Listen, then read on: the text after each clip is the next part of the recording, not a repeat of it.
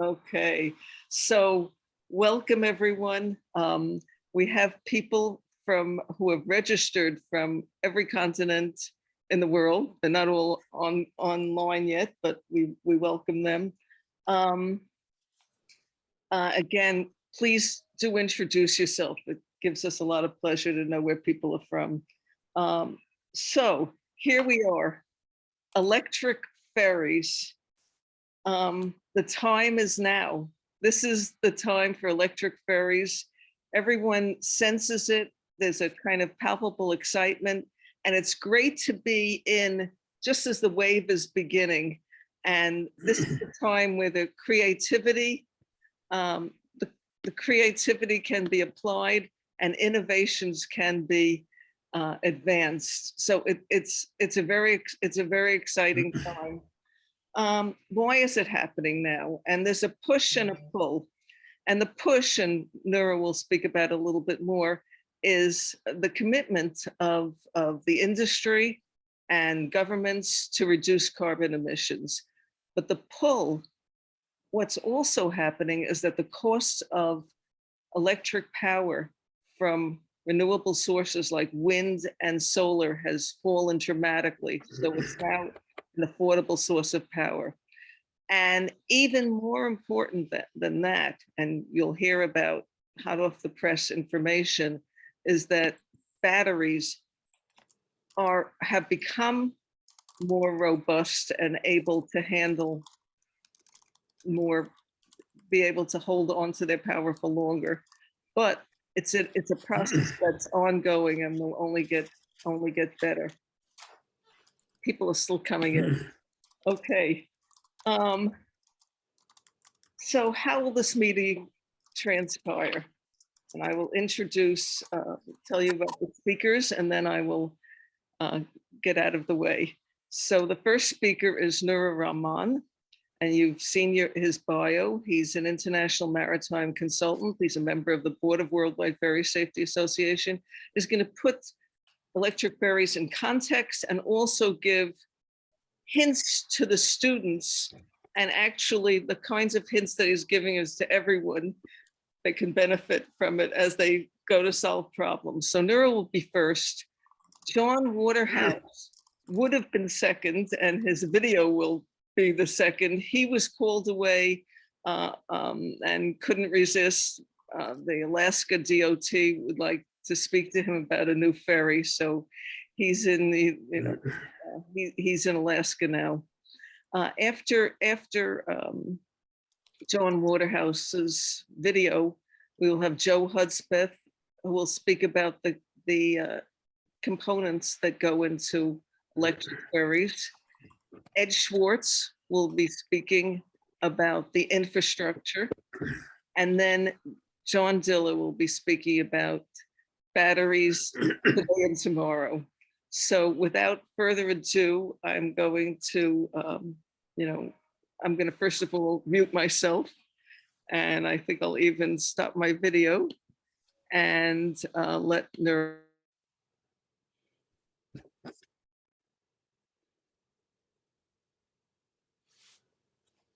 Hello, Roberta. Can you hear me? Yes, yes, I can hear you. Yes. Okay. So, hello, everyone. As Roberta has just introduced me, I'm Captain Nurur Rahman, marine consultant and a member of the Worldwide Ferry Safety Association's board. Now, let me welcome all of you to this inaugural webinar on electric ferries. And today, you have an esteemed group of experts here who will share with you almost everything one needs to know about electric powered ships.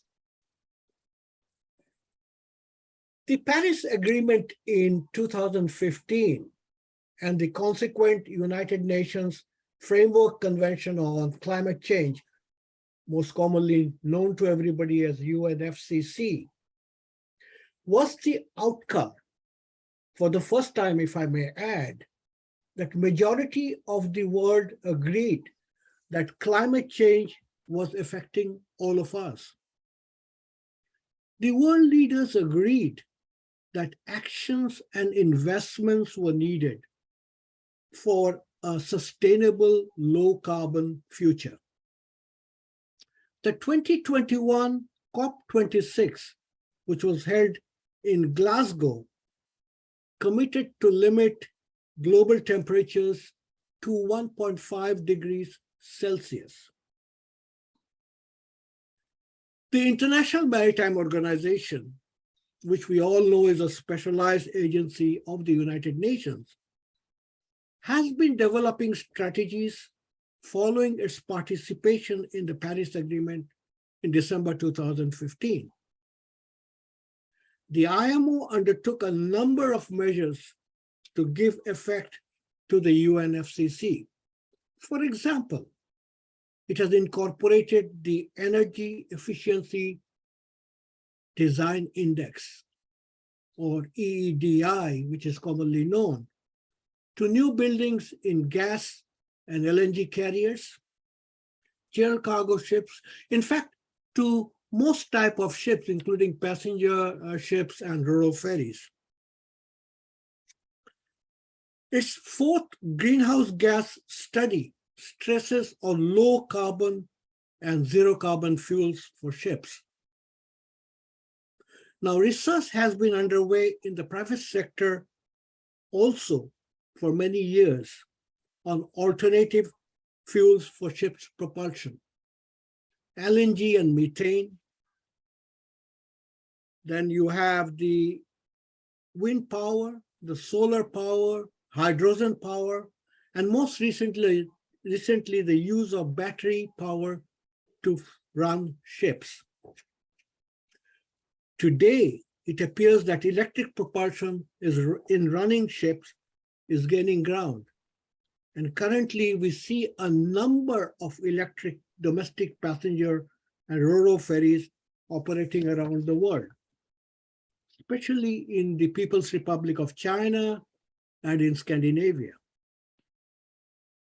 Now, most of us are aware that to support its efforts to reduce domestic ferry casualties and consequent loss of lives, the Worldwide Ferry Safety Association has been commissioning student design competitions for safe and affordable ferries annually.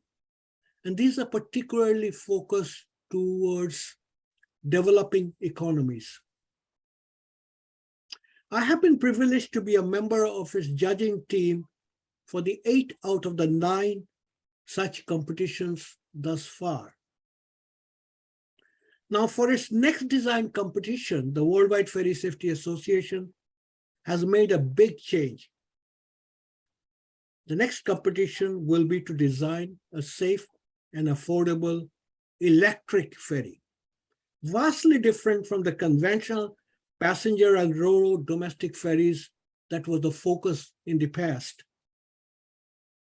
Now, as a judge for this competition, I would like to share a few tips to the student teams. And from my experience, I know that judges are selected from various sectors of the maritime field. However, their expertise are not all in the same area. Around 2/3 are naval architects, while others can be from regulatory and government administrations, shipping insurance, academia, commercial and logistics areas. Therefore, the student teams should submit their proposals in a manner which would impress all the judges. So my tips for the student teams today are, tip number 1, read the terms of reference very carefully and stick religiously to its requirement. Tip number 2, the abstract, that one-page document that is required in the TOR, that is very, very important. This is a précis of the entire submission. So write it in a manner that would impress any judge on first reading. Stick to the point. Tip number 3, adding plenty of documents than is required for in the TOR can sometimes bore a judge. So be careful not to overdo with attachments. Tip number 4, calculations and design slides, when necessary, are to be provided. However, try to make these as simple as you can. Tip number 5, your registration number and the name of your institution must be printed on every sheet in your submission. This is very important. And finally, tip number 6, where requested, a short video of your design is to be submitted together with your submission. The video should be between 3 minutes and a maximum of 5 minutes. Anything more than 5 minutes shall not be considered as meeting the requirements for this competition. I can see a few judges here, and they would be having other tips as well. But I think these are all that I can give to the student teams right at this point in time. So I wish all the teams the very best of luck. I'm sure the presentations that will follow after my presentation will help you to understand electric ferries a little better. So good luck and thank you. Over to you, moderator. Yes, thank you very, very much, Nura. That was great. The next presentation will be by video. Jon Waterhouse. We've seen his presentation. It's superb. Students listen hard, but also people who are involved in vessel acquisition should pay attention as well. Ms. Koifman, can you screen share the video? Can you make it bigger? Let me know if you can hear it. Not yet. Okay. No. Uh-oh.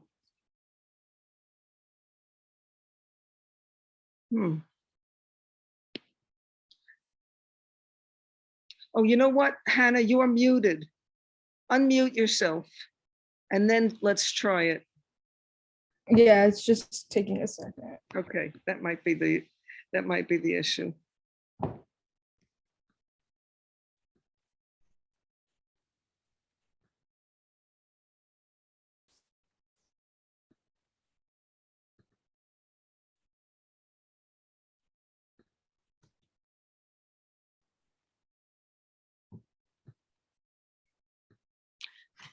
Make sure the sound is all the way up.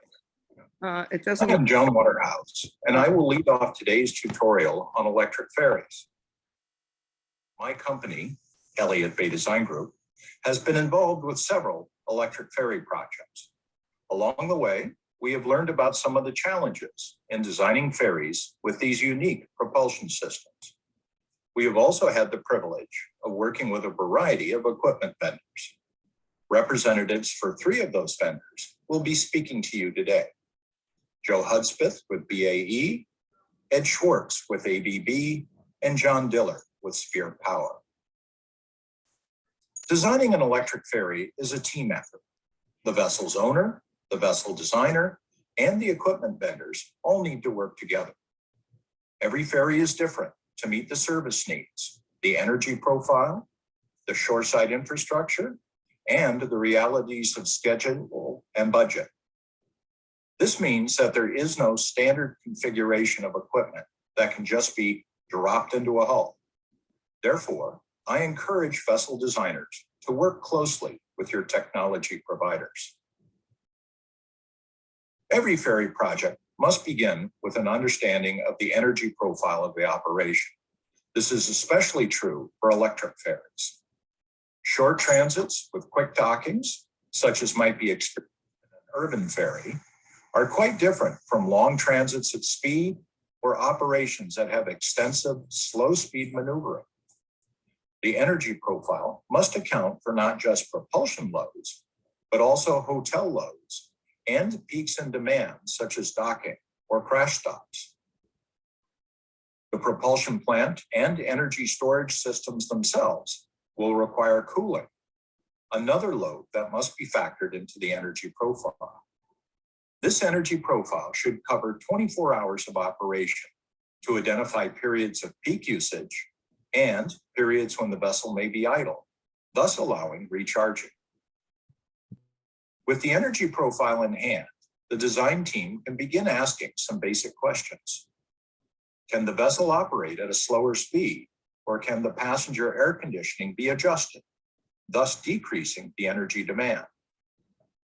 Can the vessel recharge at every stop, or is recharging restricted because of schedule or lack of infrastructure? What level of reserves are needed to extend the battery life, provide margin for schedule recovery, or allow for equipment failures? Are there unusual events, such as running to a shipyard for maintenance or an electric grid power outage, that need to be accommodated by the design? Are there specific goals of emission reductions or radiated noise standards that might impact the project funding or regulatory approvals? Depending on the answers, the designer may need to adjust the energy profile before beginning to select equipment. There is quite an array of new equipment and technologies that have come into the marine industry. These include propulsors, such as azimuthing drives or cycloidal propellers, where the electric motors are an integral part of the unit. There are different configurations of energy storage systems to suit the tight space constraints on most vessels. There are manual or automated rapid charging systems to facilitate plugging in and recharging safely. There are smart energy management systems that can optimize battery state of charge or smoothly transition should a piece of equipment fail or operating conditions abruptly change. Speaking as a vessel designer, the exciting challenge is to find the best mix of equipment for your project. Before I pass the baton on to other speakers, there are a few final thoughts I want to share. Everything needs cooling. The batteries, switchgear, motors, and transformers all give off heat and must be cooled. The cooling systems can be complex, so plan accordingly. Everything needs cabling. This includes large diameter power cables, low power control circuits, and lots of data cables. Allow for the bend radius of large cables and account for the weight impacts of cables and cable widths. Safety concerns are changed. Battery rooms need structural fire protection, fire suppression systems, and discharge vents for toxic gases that may be produced in a fire. Arc flash concerns are present due to medium to high voltage systems. This will impact some equipment arrangements. Rapid charging systems proximate to passengers or vehicles can be a concern and may affect arrangements accordingly. Maintenance will also change. An electric propulsion plant is not going to be maintained by a crew member with a screwdriver, a wrench, and a greasy rag.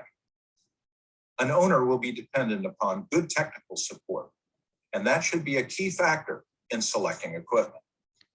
Formal training of operating and maintenance staff will be essential. I will now thank you for your time and turn this platform over to some true experts. Thank you. For those who have come in the last few minutes, the whole session is being recorded. I apologize for the confusion about the time, but you will receive the recording, and I hope you certainly listen to a lot of, Jon really gave a lot of important information about electric ferries. Our first speaker after Jon Waterhouse is Joe Hudspeth, Joe is also a judge and has been, I think, from the very beginning. He's also been the MC of many of the Worldwide Ferry Safety Conferences, and you'll probably see why once he gets to speak. So thank you. Thanks, Joe, for joining. Thank you, Roberta. Just give me a second here to transition and get my presentation launched. Absolutely.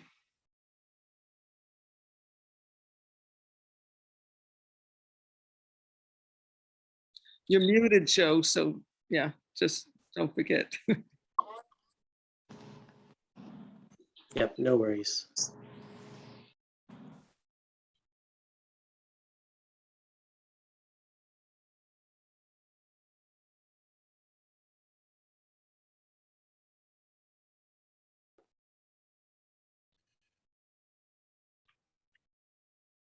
Joe, we can't hear you, Joe. Joe, we can't hear you. Perhaps you can start again. Yeah, give me 1 second here. Sure. Not sure why it's not going.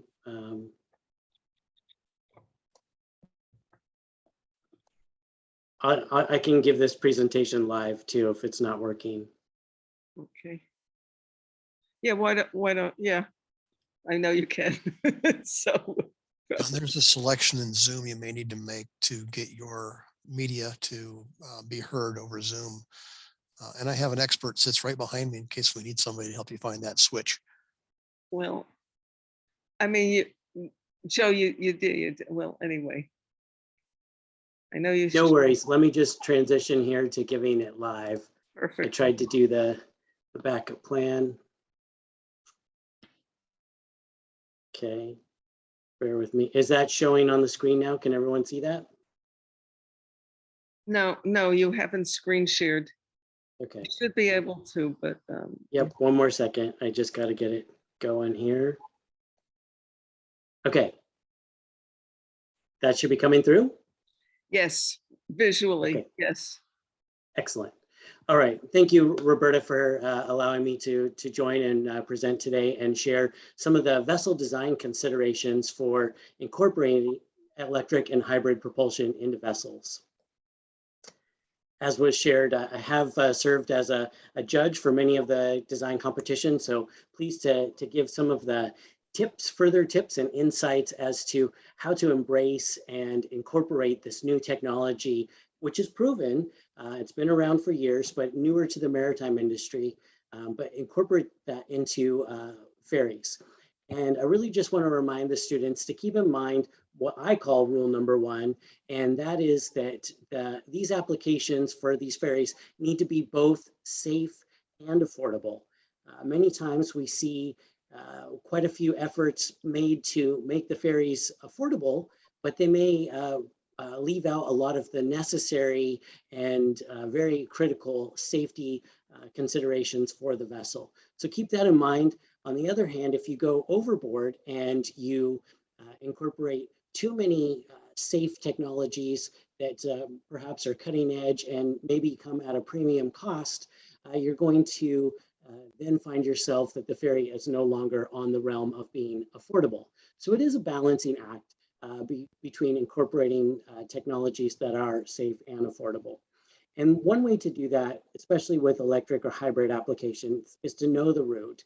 Understand where the vessel is going to be operating, how fast does the vessel need to go, how long does the journey take, and what are the power requirements to get the vessel there. And keep in mind, the power is not only for propulsion loads, but it's also for the auxiliary hotel loads. And then, as John mentioned, you'll need to evaluate whether or not the vessel is sustainable and realistically feasible as an all-electric application, or perhaps you might need to consider a hybrid technology where you're using multiple power sources in order to achieve the required performance of the vessel. And know the operation of the vessel. And John pointed to this as well. How much time are you going to have to charge the vessel, and what shoreside charging infrastructure is available to you, including how much power. So all these things combined together should help you determine the ultimate system that is required and the size that you're going to need to incorporate into the vessel. So with that being said, you might look at this example in front of you and say, oh my goodness, that is way more componentry than I was thinking could be involved with an electric vessel. On the other hand, it may be just the right amount that you do need. So there are things you need to think about. And this is just a picture of how much space might be taken up on a dock to incorporate a shoreside solution. And then on the other screen, perhaps some of the connections that are made to the vessel itself to get the power from the dock on board. One of the great things that I found, both my experience as being a boat builder and now delivering electric propulsion solutions, is that you have a lot more flexibility when it comes to installing and designing hybrid and electric propulsion systems. You can really play around with where the batteries are placed, the configurations in which they are located. They can be located fore or aft, port and starboard. You can split up the batteries. You can keep them all together. You have a lot of flexibility there. Same with gensets. Gensets, unlike mechanically driven diesel engines that have to be in line with a propulsion shaft, gensets can be turned athwart ships or placed in different parts of the vessel. In fact, some applications, I've seen gensets even placed up on deck in a specialized container. So there's a lot more flexibility when it comes to these types of systems. But the thing I want to point out to you is please have some redundancy built into your system. Avoid single points of failure. Don't have everything going through one pass point where it might fail and render the vessel useless and not able to carry on in their voyage. So keep that in mind. Also, I want to point out that sizing electric motors is different than diesel engines. When you look at installing a diesel engine on a boat, you know that a diesel engine is going to have a minimum operating speed of idle, and it will go all the way up to maximum RPM. But with a conventional diesel engine, at that maximum RPM, the fuel consumption really takes off. So most people size the propulsion system to operate from idle speed to up to 80 or 90% maximum power. But with electric motors, you can really take advantage of the full range of the electric motor. There really is no idle speed, and you can go up to full power and it'll still operate efficiently. So keep that in mind. And as Jon Waterhouse pointed out, there are heating, ventilation, and air conditioning considerations and requirements for these electric motors. Many of them do need to be liquid cooled. So keep that in mind that you're going to need either keel cooling or some sort of heat exchanger system on board. And then lastly about these electric motors is they can be placed close to the propulsor. So shaft lengths can be a lot shorter, and that will also help you save on space and weight. Now, when it comes to sizing the auxiliary hotel powers, please keep in mind that the generator size that you might be used to configuring for a conventional ferry is not going to equate to the battery size you're going to need on this vessel. In fact, you're probably going to need to have quite a bit more battery capacity on board. And Jon Diller is going to talk to you a little bit more about what it takes to size those batteries and how you can maintain a proper state of charge and have a healthy long life for your battery systems. So stay tuned for that. Also, consider the weight and balance for these generators and energy storage requirements and the removal hatches that need to be incorporated to get those batteries in and out if they do need to be replaced. Same for gensets, it's a hybrid application. And also, you do have the ability to position those where it makes sense on the vessel for good weight and balance. And then lastly, I want to tell you that if you do need a generator for either emergency purposes or for a hybrid application, I would like you to consider looking at variable speed generator technology. And this is great for a couple of reasons. Number one, these generators can operate in a loaded condition at all times. And so they can be controlled to be dialed down at a lower RPM and produce just as much power as required. And so in this case, when you burn fuel, you're only burning as little fuel as necessary in order to make the power that you need. And it eliminates excess pollution and a wet stacking effect on the exhaust. So take a look at variable speed generator technology. Also, again, this is a little bit of repeat from what John Waterhouse mentioned, but here it's illustrated here. When you're dealing with these electric propulsion systems, you're going to be dealing with high voltage DC and even some higher voltage AC. And so these cable sizes could be larger than what most boat builders or ship designers are used to. So please consider the weight, accesses, and clearance for crew, how they're going to make that connection to the vessel. Make sure that that's planned out, where the vessel is going to align with the dock and how those connections can be made. In some cases, connections can be made by a single individual. In other cases, you're going to need some sort of shoreside cable management, cable handling system to help you make those connections. So keep that in mind when it comes to designing your ferries. Also, when that power comes on board, you're going to need to have the proper equipment to convert that power into useful energy to go to both the batteries as well as to the electric propulsion motors. So you do need to have space for that, and you need to determine how much electrical equipment you need. Now, there's a variety of systems that are scaled down where it's a simple inverter and variable frequency drive combined all into one unit, into fully complex, high power systems that are going to take multiple cabinets for switch gear and variable frequency drives. So you need to understand how much power you need, what sort of equipment is involved, and how you're going to put that in a space and maintain the environment for it, also with HVAC considerations. Also, please, safety.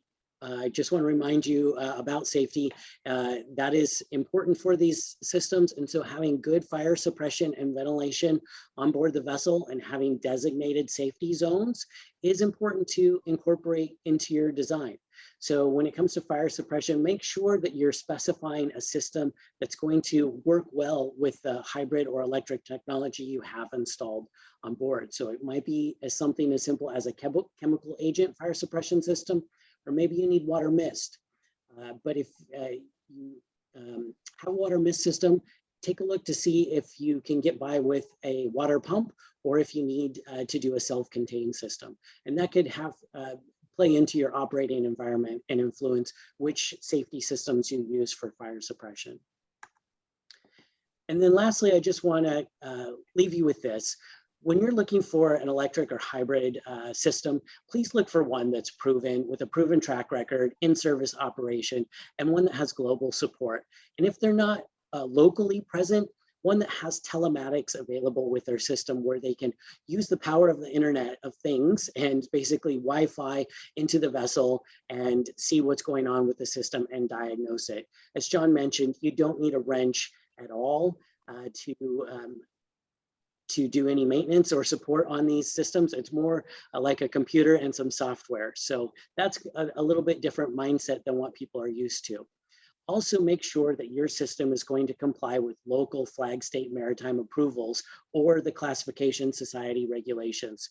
You do want a system that has demonstrated that it can operate safely in a maritime environment.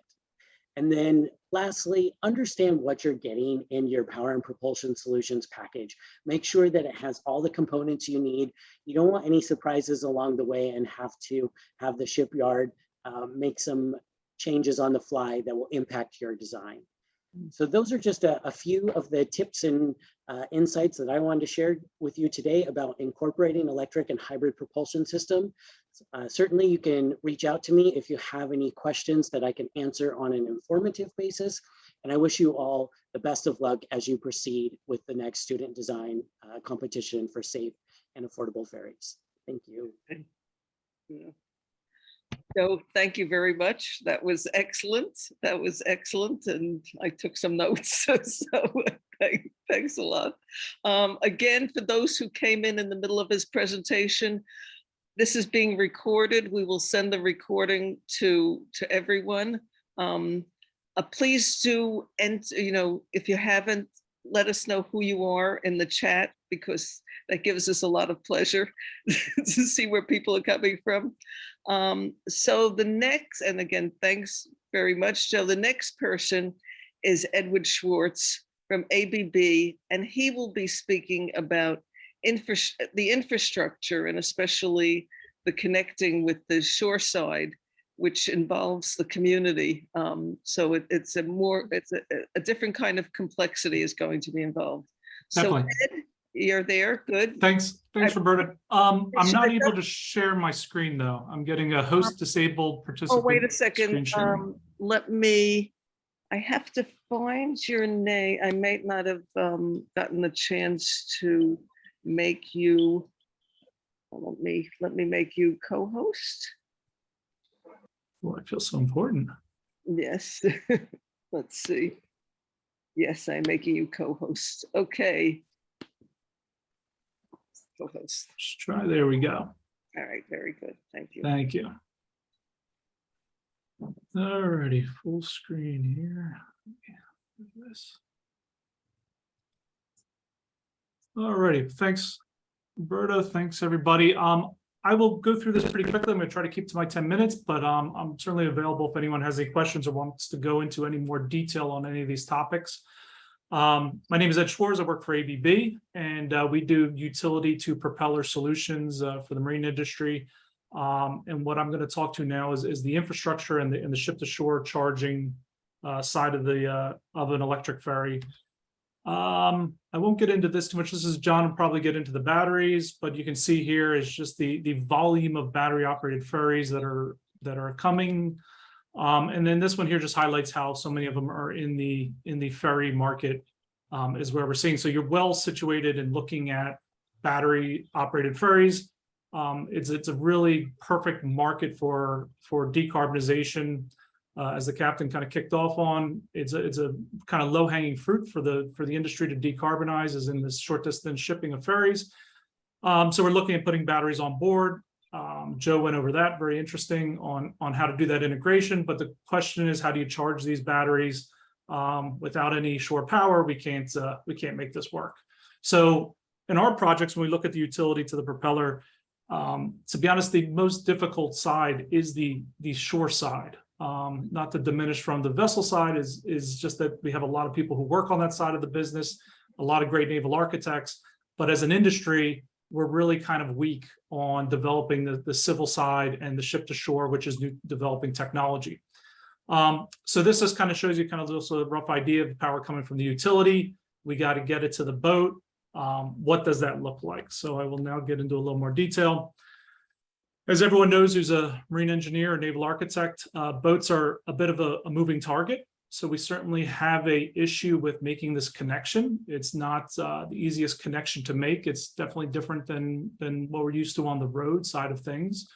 So we have pitch and heave and sway and tidal conditions to take into consideration in your design when you're thinking about making this connection. So that's something to keep in mind in your design. The next thing to consider is the shore side, the quality of the shore side power. So things to consider is what is going to be the standard. So we have a global team here. We have globally different standards when it comes to utility power. So the marine industry is really kind of got to bridge this gap. So you have to understand what is the local requirements. As Joe touched on, is it AC or DC charging? There's benefits to both, and then there's challenges that come with both. Are you going to require shoreside batteries? So obviously, when you hit the utility, it's if we look at the utilities in general, I would say it's a pretty amazing service that they provide, that people can come and turn on their lights and air conditioning. It comes on and turn it off, and the power goes somewhere else in the meantime. These boats are going to take a lot of power. So you have to figure out, how is the utility going to handle this constant coming in, charging, leaving the dock, coming back in, charging. For some urban areas, it's in rural areas, it's a huge demand. So you may have to look at evening that power requirement by putting shoreside batteries. So that's something that you should look at. And with that, there's OpEx related issues and CapEx issues related to shoreside batteries, but then that would also help with the cost of the power. Could possibly be cheaper because you're able to charge overnight or not spike the grid. So that's something something to consider, and it really is a big issue with projects today. We have projects that are well-intentioned and good operators, and they really want to do a zero emission solution. It's a perfect operation for zero emission, but the cost of the utility power, the kilowatt of power, could kill the project. So in those cases, we have to look at shoreside batteries. The other thing to look at is, can we do some type of on-site power generation? So can we supplement the utility, since there's going to be a big demand? Can we use something that's green to supplement? Another option could be as a hydrogen fuel cell container shoreside. Owners are looking at that, where utility power is weak. Can we generate power shoreside for the vessel? Again, moving that equipment that would typically be on the vessel to the shoreside is better in the design. I see I'm up to my 5 minutes, so I won't get too much into this, but any of the engineers that want to get into some more of the details on the electrical loading and how the distribution is done, we can certainly do that. But I think what's going to be important is touching on shore charging, making that connection that Joe talked about. You have to take into account the charge time. So how long are you going to be at the dock? Is this a quick turnaround, or do you have a lot of time? How much energy is going to be required? What does the dock space look like and arrangements? It's a big deal to build over top of the water. So what's going to be needed? How does the boat dock? Is it bow mounted? Are there going to be passengers walking by the charging connection, a high voltage charging connection, or can it be separated from the passengers? Things like that.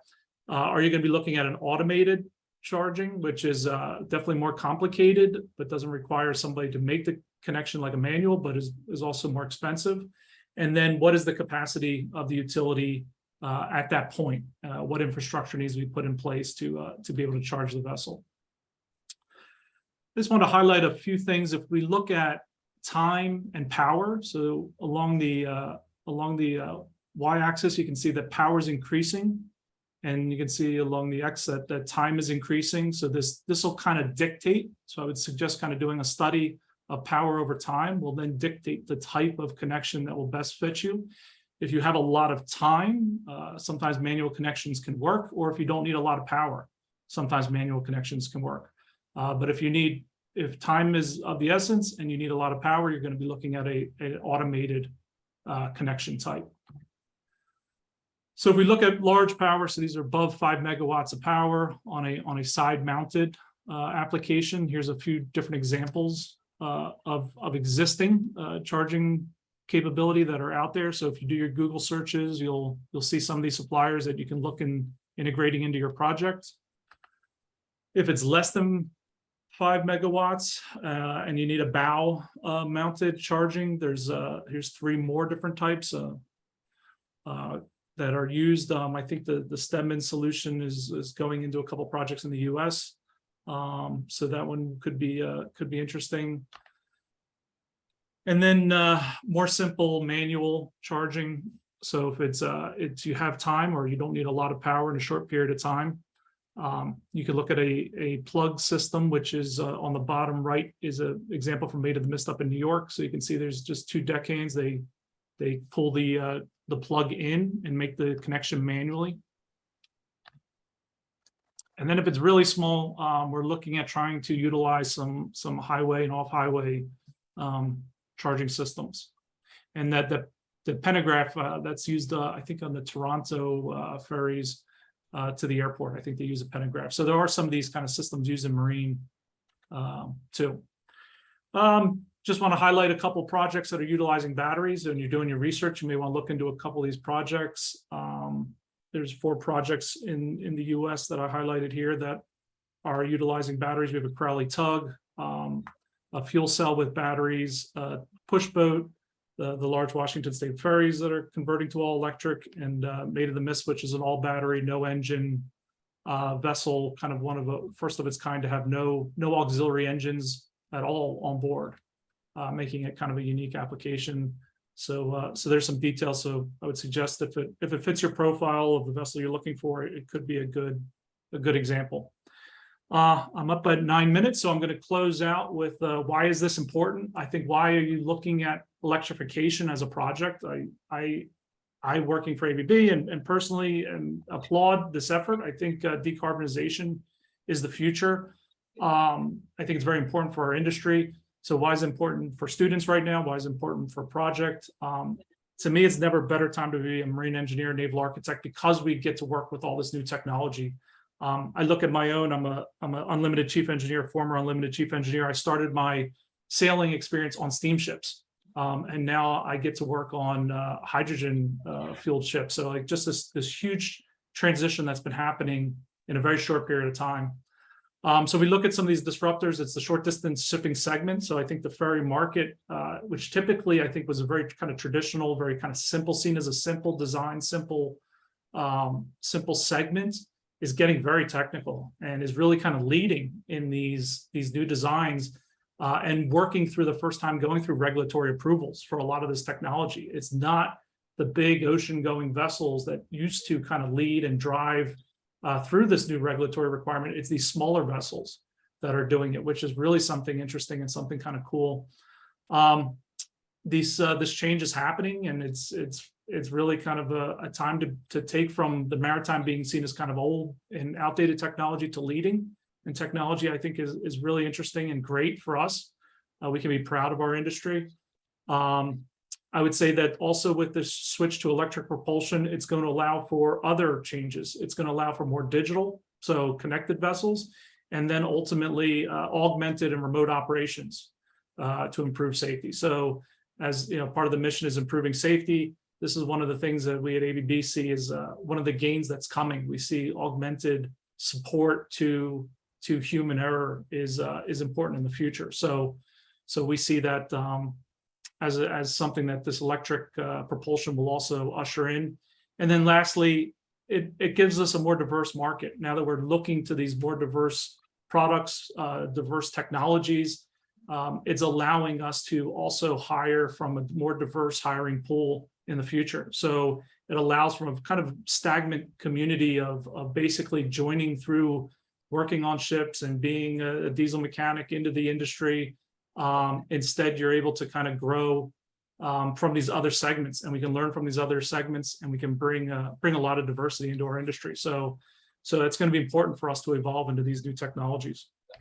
So I am right at 10 minutes, and I appreciate it, and I am available for any questions or comments that anyone may have. Well, Ed, thank you very, very much. You conveyed the excitement that we all feel. You also conveyed the challenge. I mean, we of the Worldwide Ferry Safety, so every year we say, how can we make it even harder for the kids? And we had the Amazon River during a pandemic where the people were getting sick from being on the ferry, and then we had the Brahmaputra River, that was the challenge.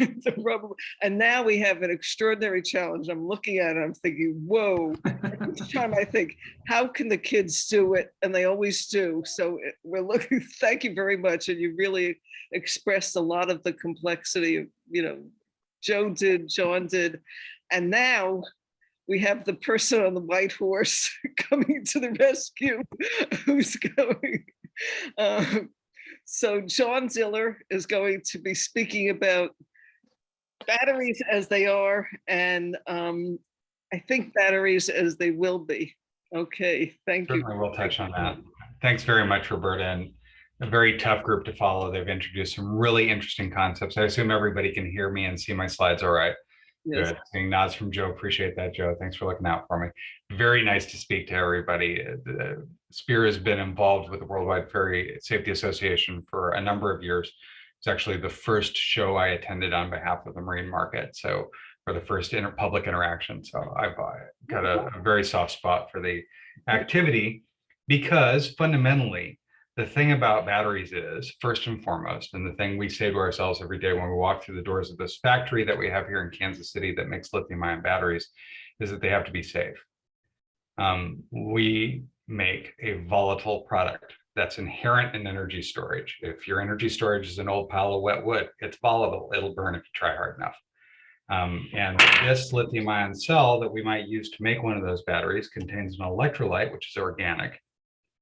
And if it's heated to the right point, it will change into gas really fast. And the fancy technical people call that an explosion. And that gas will catch on fire, and the fire is very hot, and that is hard to manage. And so in order to take advantage of this technology or any volatile energy storage technology, safety has to be the foundational concern of the products. And so to approach the electrification of ferries from the aperture of safety, as we do when we engage with the Worldwide Ferry Safety Association, is just absolutely critical to the ethical approach that Spear takes to making marine batteries. So that's why y'all's are important to us. And that's why I'm so pleased to have the opportunity to speak to you.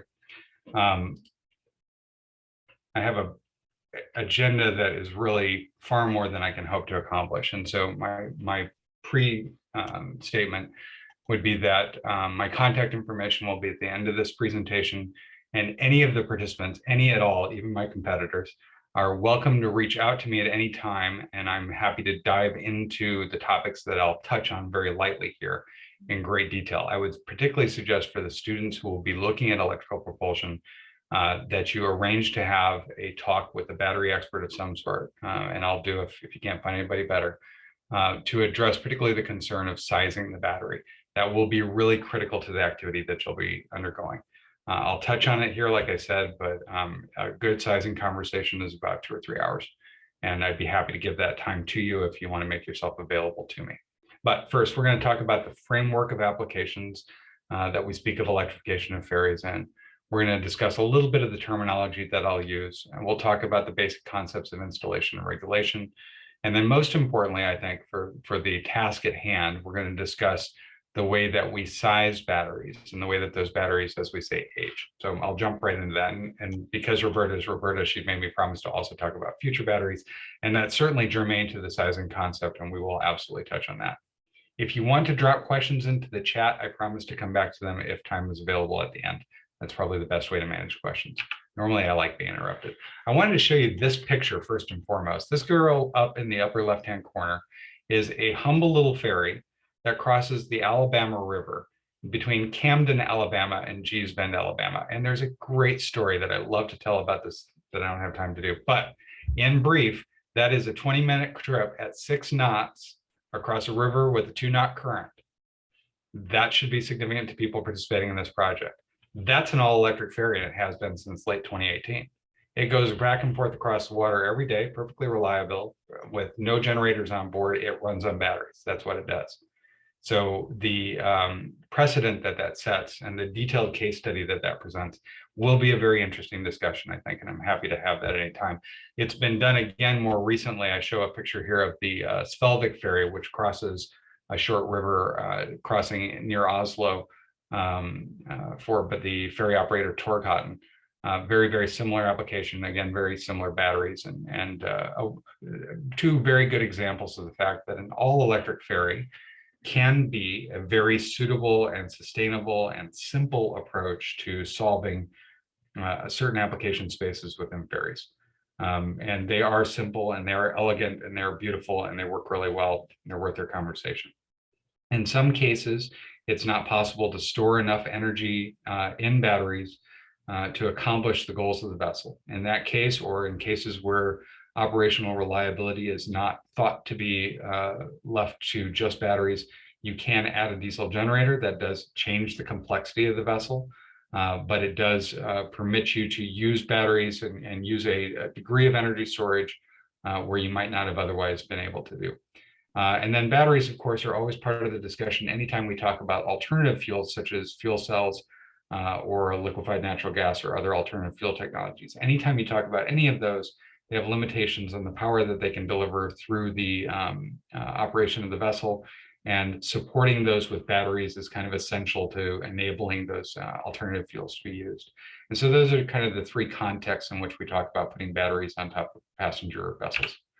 A quick bit on terminology. You'll hear me refer to cells. Cells are the things that I was waving at you before. They can be cylindrical or cans or pouches, as you see up there. They are the individual units that we build a battery out of.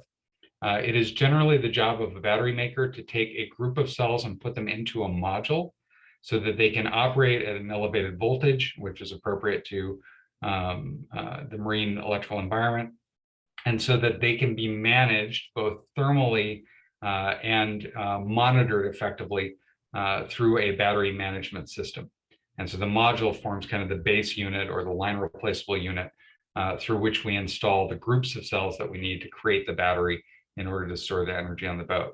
Modules are generally grouped into electrical strings. In other words, we put modules in series to form a high voltage energy storage unit. That becomes the base reliability unit since those modules are in series. If you lose a module that's in series, it's a Christmas tree light, you lose the whole string. And so generally there are multiple strings on a craft that allow it to have a degree of reliability. If one string fails, the other strings take over or supplement things. And so the strings are generally banked in parallel to reach the necessary amount of capacity that's required to accomplish the task. So those are some of the words that you might hear me throw out as we're passing through this presentation. It is important always to talk about safety. That's very fundamental to us. The process of a cell catching on fire, as I described earlier, is described as thermal runaway. Thermal runaway generally happens to a cell when it has been electrically abused. And so if it is overcharged, if it is charged too rapidly, if it is charged while it's frozen, if it is charged after it has been depleted to a very low voltage, all of those things can cause things to happen inside of the cell, which can cause it to enter thermal runaway. Those things can all be prevented through the use of a set of electronics and software that's called a battery management system. And all modern batteries that have a type approval, as we say, have a battery management system as a component of their delivery. It's part of the scope of the battery manufacturer. That battery management system monitors what's going on with the battery and ensures that it doesn't enter an unsafe condition. And so that's really the primary control of safety for a lithium-ion battery. The reliability, both in terms of its degree of safety and degree of redundancy and its operational reliability, and the proven hours of service for a battery management system are really important characteristics when you're looking at potential battery vendors, because the battery management system to a great degree is not only what secures the operational reliability of the vessel and its safety, but also is the primary thing that the rest of the boat is going to be interfacing with. So it's really important.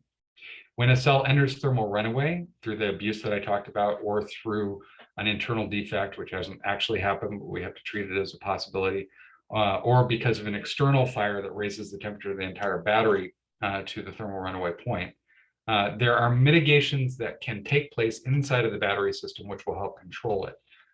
The leading battery manufacturers for the marine environment have mastered a technique called single cell propagation control, where the heat is evacuated from the burning cell fast enough so that the adjacent cells don't rise to the temperature necessary to send them into thermal runaway, thus preventing what's called a cascade. That is helpful in the sense that it greatly reduces the amount of energy that will be released during a thermal event, which makes mitigation and securing much more risk reduced and much more practical. That is different from, for example, the automotive industry. If you see a Tesla on fire, it's going to be burning for a while because those cells are going to propagate from one to another, and that's going to cascade typically for 24 hours. And it's a much more serious event, but then you can get out of a Tesla. It's kind of hard to get out of a Ferry. And so that's why we have that different expectation of safety.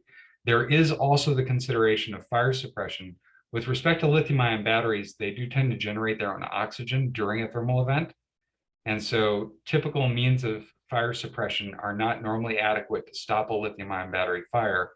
An internally generated lithium-ion battery fire really needs to be addressed by the internal safety mechanisms within the battery. Fire suppression, however, is essential in order to mitigate an external fire that is attempting to raise the temperature of the battery to an unsafe level. And so fire suppression in the battery room is absolutely essential, not from the perspective of putting a fire out that started from within the battery, but rather from the efforts to suppress an external fire so that it doesn't endanger the battery installation. Just a quick peek at what these things actually look like. Ed showed you a picture of the outside of the Maid of the Mist. This is a picture of the inside of the Maid of the Mist. These little girls, this is one string of batteries. There's 2 strings in each of the hulls of that catamaran. That's a string of energy modules, 7 of them operating at 700 volts tied to what's called a string control unit, which is the primary element of the battery management system. In every installation, one of the things we have to consider is where we're going to put the batteries and what that's going to do to the balance of the vessel, and whether it's going to be practical to fit the batteries inside. And so the physical aspects of installation are one of the first things that we have to consider. A second key consideration is the amount of weight that the batteries will have. That can be very significant. Batteries are relatively heavy. The industry leading batteries right now that are available on the market have a specific energy or amount of mass. Get a mute there. An amount of mass relative to their capacity of 111 watt hours per kilogram, which, if you want to think of it this way, it means that if you have a 1 megawatt hour energy storage requirement, that's going to weigh 10 tons. That's a significant amount of weight. There is differentiation among battery suppliers in terms of how much specific energy their systems have. And the principal mode of evolution for battery technology is along the axis of increasing energy density, right? Getting batteries lighter and smaller is the primary focus of the battery industry. So that's a thing that's improving. There's complications that go with that, and it's a lot of fun. But as just a brief summary, we can say that the current state of the art is 111 watt hours per kilogram. And by the end of 2023, we can expect that to advance to about 200 watt hours per kilogram through advancing cell chemistries and battery designs. There are regulations that I've included in this presentation that are useful to look at. There's a bunch of other stuff that's really useful to look at, but I've given you a clue to some of the key things that you might look at first and foremost. One of the most critical aspects when you're considering using a battery on a vessel is the task that we refer to as sizing. Sizing is making the battery sufficient in capacity, not just to do what the job of the battery is on a day-to-day basis, but also to control the depth of discharge so that the battery gives the number of cycles that is necessary to achieve the service life of the vessel. I'll give you a practical example. If we use a cell like this one, this particular cell is designed so that if it is discharged to 80% of its capacity, which means that if it's discharged from 90% state of charge to 10% state of charge, then it will be able to do that 3,000 times before its capacity is gradually reduced through the process we call aging to the point where it isn't usable anymore, right? And so that we've got 3,000 cycles to do that. Well, a ferry that's going to cross a river 20 times a day for 10 years is going to cross that river 70,000 times. I'll do the math for you. And so obviously that's not going to work, right? But batteries age or reducing capacity on a curve of cycles versus depth of discharge. And so by limiting the depth of discharge, we can increase the number of cycles that the battery will give. The only practical way to limit the depth of discharge, if the amount of energy required to make the trip is fixed, is to make the battery bigger. And so that 70,000 cycle battery that I described earlier is very achievable by limiting the depth of discharge to 23%. The depth of discharge on this cell is 23%, then it will give us the 70,000 cycles that we require. And that just means they're going to make the battery bigger. So that discussion is something that's informed by a very complex set of models that are generally proprietary to each battery manufacturer. We each put a lot of effort into developing those models. And because of their importance to our business, they're generally very proprietary. So there aren't good public tools for sizing batteries. However, battery vendors should enjoy the task of sizing and should be willing to do it for free on demand. And that's a promise that I can extend to each of you here. If you want to talk about how big your battery should be, put a call in with me and we will discuss it and we'll get you a good rough size for your battery so you have an initial estimation. What you'll need to know is the amount of energy required by the propulsion. If you just tell me the propulsion value, that's good enough for me to get across the river, and tell me how long you're going to have at each end, and tell me how many times you're going to do that a day, times how many days per year, times how many years. If you can give me that basic information, we can provide a rough size for the battery, which will allow you to estimate the battery's prospective weight and cost. And we can talk about the physical arrangement of the battery within the ship. All of those things are fairly quick activities for a battery vendor. And even a stupid English major like me can run the sizing tool effectively enough to give you a good estimation of those values. And so sizing, like I said, was something I really wanted to focus on because it's so critical to the task at hand for the students. It is a task that requires some information that isn't very easily available publicly, but I am offering the services of SPEAR to resolve those issues for the students if that is of interest. And so I want to make sure that I touched on that. Finally, just to briefly touch on the future of batteries. Batteries are currently using cell chemistries that have been in place for quite some time. The cell chemistry that is dominant in the marine industry is called, and by various names, but generally let's call it nickel manganese cobalt, which happens to be the same chemistry that's used in the automotive industry. And that is not a coincidence, right? Nickel manganese cobalt offers a good balance of safety and energy density, as well as power density. And so it generally is one of the chemistries that tends to fit the requirements of marine batteries better than some other ones. And that's a very generalized statement, but useful for us here. The theoretical limit of energy density at the cell level for nickel manganese cobalt is about 300 watt hours per kilogram. And the packaging efficiency limit for batteries is probably something like 30%, which means that if I make a battery with a cell that's 300 watt hours per kilogram, probably about 220 watt hours per kilogram is as good as the system's going to get, unless we find new ways to be clever. And so to move past that stick, which, as I said, we're going to get really close to that at the end of 2023. To move past that stick, that theoretical limit, we need to do something that's generally very different. And ultimately, that's moving away from the basic lithium ion paradigm, where we have an electrode and an electrode separated by a plastic separator, and using a volatile liquid or electrolyte to carry ions from one side to the other, which has good proven performance, but which is limited in how much ion transport it can do, and therefore limited in its potential for energy density, to a circumstance where we have a solid piece of lithium on one side of the battery, so that we have all of that availability. If we can get to that, then we have the potential to move the energy density stick forward a lot, like up to 600 watt hours per kilogram. That's cool. That's problematic. That's hard to do, right? There's lots of things that people have tried. Probably the most feasible of those approaches is what are called solid state batteries, where the liquid electrolyte and plastic separator that I described before are replaced by a solid piece of material which serves as both the electrolyte and the separator. That is as safe as wet wood, right? That's pretty good. And that allows you to use solid metal on this side, which is otherwise extremely volatile and extremely difficult to use. Anyway, I expected, I was expecting a call from. Excuse me, mute whoever's speaking. I'm going to mute it. Yeah. Right. No problem. So solid state has good potential. It is about 10 years out in our opinion. However, in 2017, when I was asked the same question, it was also 10 years out. It is the technology of tomorrow, and it will be forever to a degree. However, it is something that's being focused on by a number of very, very serious companies. Q-Berg, which is an aspect of Northvolt, is doing great work. There's a number of other companies that are out there in the market that are doing really good things with solid state. It has the right potential and drive to move forward. Interestingly, it is moving rather solely on the axis of energy density.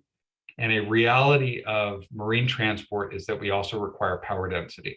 And those two things are often in tension with each other. And in the case of solid state, that's a thing, right? So there's wrinkles with this, and it's not perfectly safe. It does also have safety considerations of its own. But it is the thing that is most likely to move us forward significantly from the limitations of nickel manganese cobalt in the relatively near term, that is 5 to 10 years. A bunch of other topics we can talk about with batteries. I really like talking about them. Please reach out to me.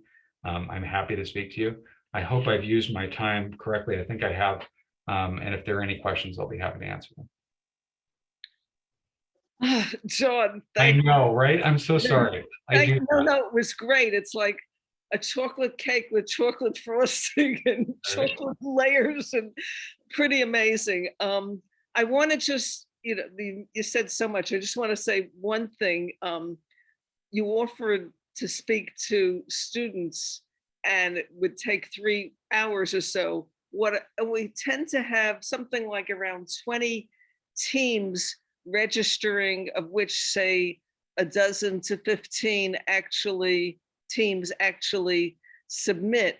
What I might ask, take you up on your offer and limit your exposure, is after we'll set a schedule, maybe about a month after, or a few weeks after we let out the terms of reference, probably sometime in, we'll wait till September, and set a schedule for you, and we'll all enjoy giving you as much time as you need with answering questions, and have the 20 or so teams that register be present at the meeting. So That would be really fun. I'd be very happy to do that. We can touch Thank on you. all of the stuff like cooling and everything else that got briefly mentioned in this. and There's so much to do. I It's know so fun. it's incredible. It is much more complex than I thought. But it's important, and once it gets really sort of routinized, it'll be great. So this is the part where it's not routine, and it's complicated, and it's going to be interesting, because somebody out there is going to think of something. One of the things we've told students is work with, and now it's yet more important, work with other disciplines. Absolutely work with other disciplines, and it seems yet very much more important. Again, I have to thank all our speakers: Nurur, Waterhouse, Jon Diller, Joe Hudspeth, Ed Schwarz, an amazing series of presentations. I've asked Nurur to possibly monitor the questions, if there are some questions that are out there that you want to highlight, if you've been able to keep track of what's happening. I've been just listening hard. So Nurur, how are you doing? Yeah, Roberta, I've actually sent out a message on the chat box to ask for question. Unfortunately, I haven't seen any questions there. All right. So I don't know whether you have received any questions No. prior to this meeting. If you do, then we can ask those questions. Yeah. Other than that, I have a very silly, simple question for Ed Schwarz. Now, Ed, do we have a uniform or standard sort of a shore connector like we do have for firefighting equipment for international shore connections? Because when we start having a number of ships having different systems, how would they be able to connect with the shore if not for a unified or standard system?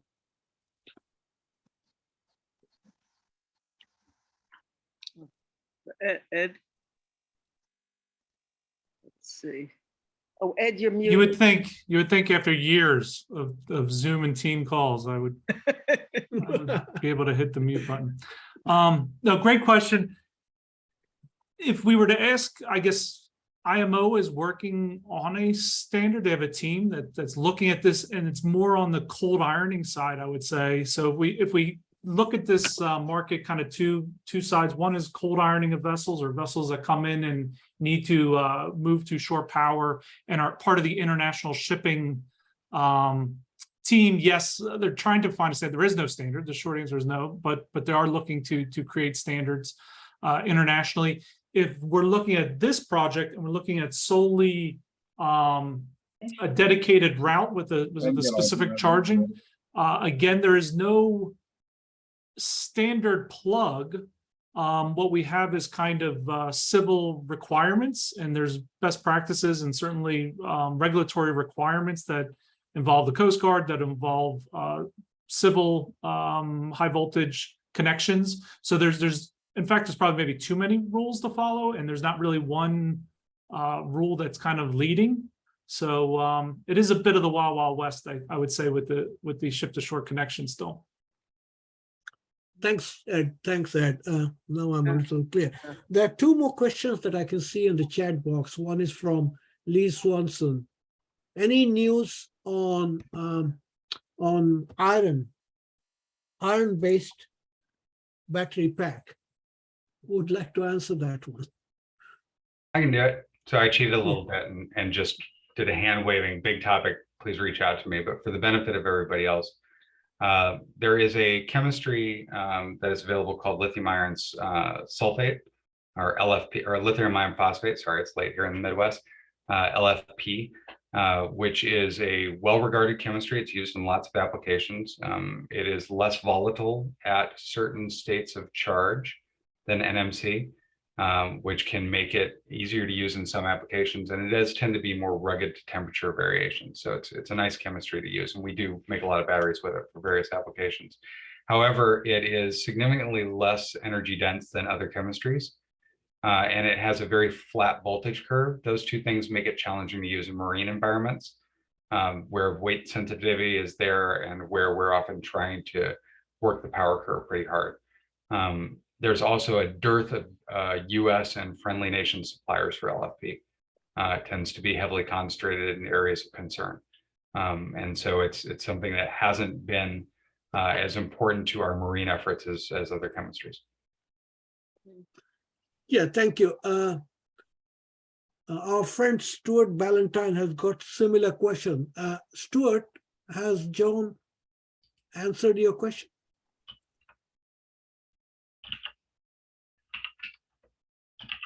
Yes, he's partly answered the question. So we're sitting here, there's a whole group of us sitting here and taking notes and trying to appear intelligent. But it's been most enlightening. We're listening and learning. So your opinion on lithium sulfur, Jon has given you some sort of hint, right? We've been working with it for a long time, and I waved at it during the presentation again.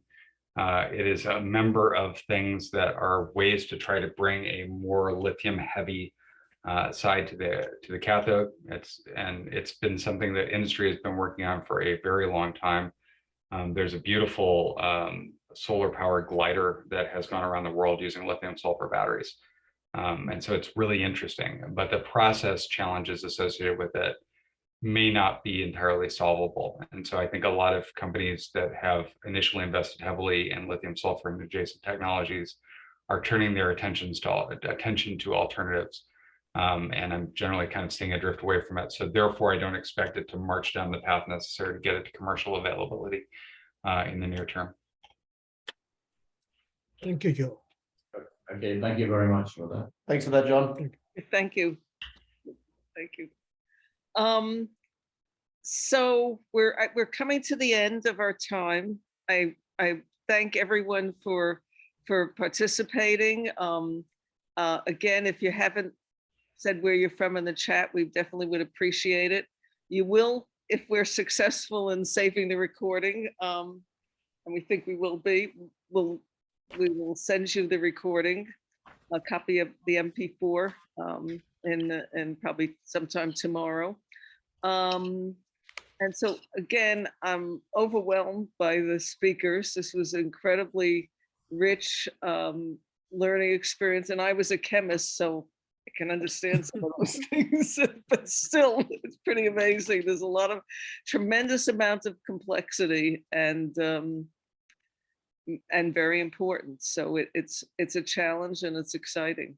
So again, thank you very much. Thank you, Nurur. Thank you, Jon in absentia. Thank you, Joe Hudspeth, and thank you, Jon Diller, and thank you, Ed Schwarz. It was great.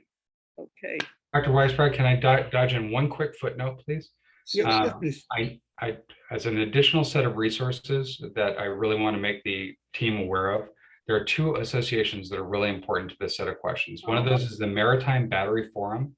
Ed cribbed a lot of notes from them in his presentation, and I do too. They've got great data, got a great website, and just a very energetic group of industry experts. Absolutely make yourself aware of them.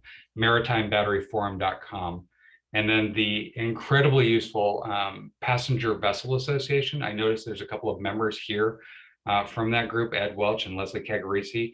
Do not miss your chance to take advantage of the resources that they present. They're hugely important to this industry. Passengervessel.com. Org, try them both. Yeah. Sorry. You'll find it. We'll Google it. Eric Christensen was also one. So yeah. Okay. If that's it, I thank you. We'll start saving the recording. Okay. Take care, everyone. Thanks, everybody. Well done. Thank you.